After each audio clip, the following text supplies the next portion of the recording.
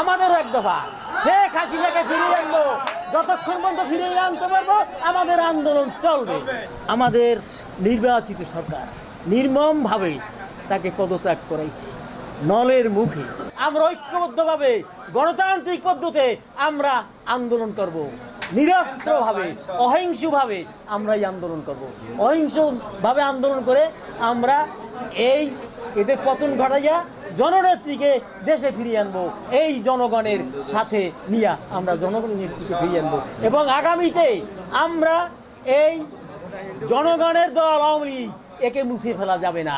সারা বাংলাদেশে জ্বালাও পোড়াও করে আমাদের আওয়ামী লীগের নেতাকর্মীদের ঘরের ভিতরে রেখে পুড়িয়ে মেরেছে। সারা দেশ আজকে কোনো আইন শৃঙ্খলা নাই। আজ পর্যন্ত কালকে রাত্রেও আমাদের এই এলাকায় ডাকাত এসেছে। সারা ঢাকা শহরে শুধু আওয়ামী